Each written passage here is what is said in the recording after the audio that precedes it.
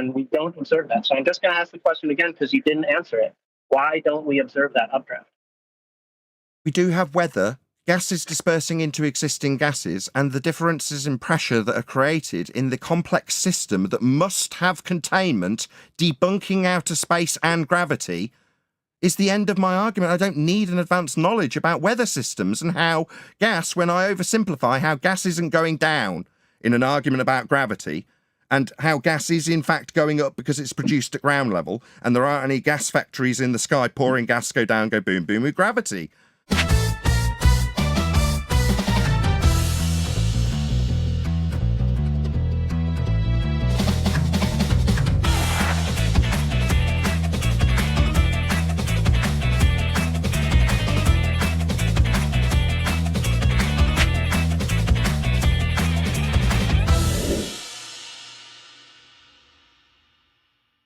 His name is Lapizzo. He'd like to speak on stage and have a quick dialogue with you, Mr. Nathan. Lapizzo, you there? Wonderful. Who is it? Hey, can you hear me? Yes, sir. Hey, so Nathan, in the pre-show, I asked you about about the pressure gradient, and your response, I thought it was pretty clever.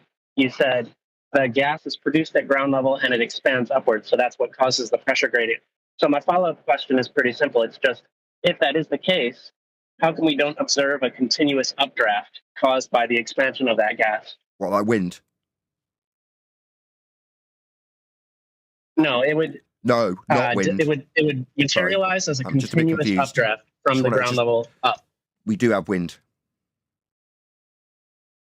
Well, we have wind in all directions. That's right. If what you're saying was the case, you would have a continuous updraft, and it would be more powerful than all other wind. Would there be? Why did I say Definitely. there would be a continuous updraft? Do we experience a continuous updraft? Is this a straw man based on how the natural law of high pressure to low pressure gives us wind? Because it seems like you're asking me why we wouldn't have wind because you're saying wind is only upwards. No, wind goes in all directions. We definitely have high pressure to low pressure changes. We experience those high pressure to low pressure changes because we have existing gas pressure. Ergo, we definitely must have in a contained system to develop these high pressure to low pressure changes we experience as wind, not just an upward draft straw man that you assert that I would have to say. I don't, it wouldn't, we have wind. Well, wind is caused by horizontal differences in pressure. So there you might have a high pressure front next to a low pressure front, and there's going to be wind from the high pressure to the low pressure. But what you're asserting is that there's high pressure at ground level, and the gas expands to, let's say, 30,000 feet, where the pressure is about a third of what it is at sea level. No, I didn't assert that. If that were the case, then you would have a continuous updraft. You did say that.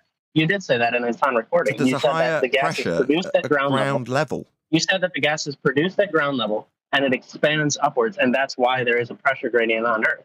And the difference is greater than, so the difference is 14.7 psi at ground level, and at 30,000 feet, it drops all the way down to 4.3 psi.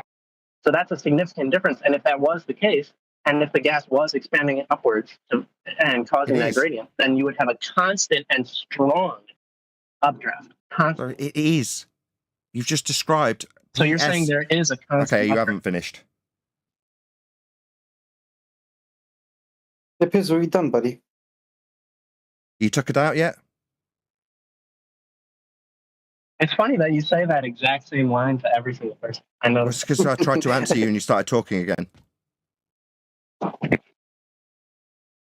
Okay, let's give Nathan a chance to reply, please. Go on, Nathan. Excellent. You don't have to put him on server mute. I don't mind if he interrupts me. If he finds something objectionable to what I say, I don't mind. Right. Yeah, we do have gas produced at ground level. That is a fact. And we do have lower pressure higher up in what we colloquially call the atmosphere oxymoron. However, that is still requiring containment. That's the end of my argument. That debunks outer space. To have any of these arguments that you're trying to claim some sort of victory over me when it comes to weather, yeah, we're going to have to be in containment to have that description be argued about, regardless of the validity of me in a very simplistic way describing gas being produced at ground level and dispersing through existing gas. It's not dispersing into a vacuum. And no, I didn't get hyper-specific when I gave my very generalised and concise answer originally, but it's just an oversimplification you've decided to hold up as a straw man, regardless of the fact that this still debunks space. To be arguing about weather systems and complex systems that are secular in nature would require we accept unequivocally that outer space is fake, because none of this could be argued about unless we're in a contained system, and the claim of a heliocentric world has no containment. They claim we travel through that PSI at high altitude into an area 10 to the minus 17 torr vacuum. Well, that's a violation of natural law. The gas would fill that space. Simple. So we don't know outer space. Beyond that, who cares? So what I've noticed with that response is that you completely dodged the question. So you're acknowledging that there's a high pressure at ground level because the gas is produced there, and there's a low pressure at, say, 30,000 feet. And you're acknowledging that the gas is dispersing upwards. And yes, it's dispersing upwards into an existing gas. That is true. But if that was the case, again, the dispersion upwards would cause a constant updraft, and we don't observe that. So I'm just going to ask the question again because you didn't answer it. Why don't we observe that updraft? We do have weather, gases dispersing into existing gases, and the differences in pressure that are created in the complex system that must have containment, debunking outer space and gravity, is the end of my argument. I don't need an advanced knowledge about weather systems and how gas, when I oversimplify how gas isn't going down in an argument about gravity, and how gas is in fact going up because it's produced at ground level, and there aren't any gas factories in the sky pouring gas, go down, go boom, boom with gravity. So yeah, it's an oversimplification that you can get into the wrangle-dangle of.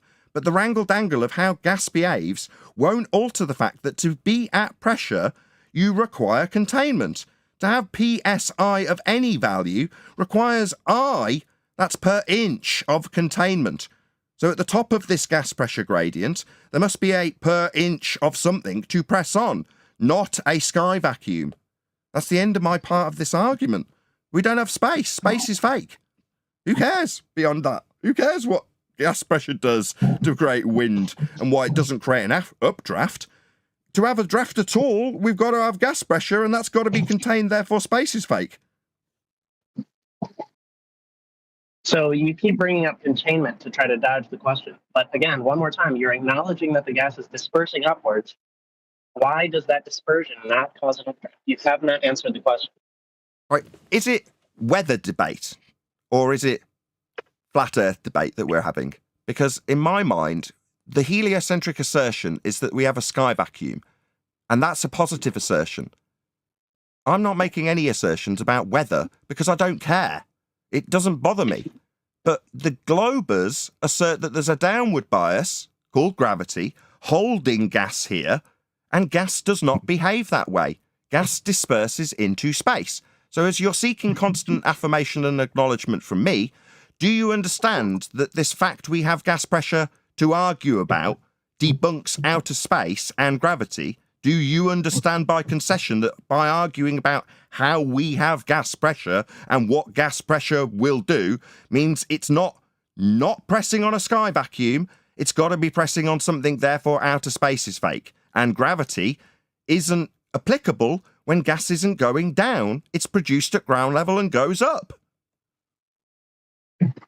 So I'd be more than happy to move on to a separate issue like containment if you want to, but I feel like that would be me dominating the Q&A. It's not supposed to be a debate between me and you. It's supposed to be a Q&A. But again, I'd like to point out that you did not answer my question. You did not answer why the dispersion does not cause an updraft. I said it was a straw man. Yeah, so, I said it's a straw man. and anyway, it's irrelevant because to have... calling it a straw man, Yeah, I'm still talking. You want to tuck yourself out again? go on, Nathan. Go on, Nathan. Yeah, to have a gas pressure gradient at all requires containment. That's the end of my part in this discussion because the positive assertion from the side that believes we're on a spinning water ball in a sky vacuum is violated by gas behaviour. Now, you just want to continually and perpetually argue about delta X, about how gas will behave once it's achieved pressure. Well, once it's achieved pressure, there's no more outer space. That's the end of my part in this discussion, but you want to hold me to task on how well I understand the weather? Because an oversimplification would infer, according to your straw man, there'd be an updraft. No, gas does get produced at ground level and is obviously at higher levels. You disclaimed it also. It's a known, understood principle of how gas behaves and how we experience gas. So for you to say, well, because of the way that gas is experienced, that's higher pressure at ground level where the gas is produced, fact, and lower pressure in the sky, therefore you say there's an updraft. No, that's a complete straw man. I don't want to hear it another time like I haven't answered it. I have. Yeah, Place is I fake. think you answered the question quite fine. Let's move on.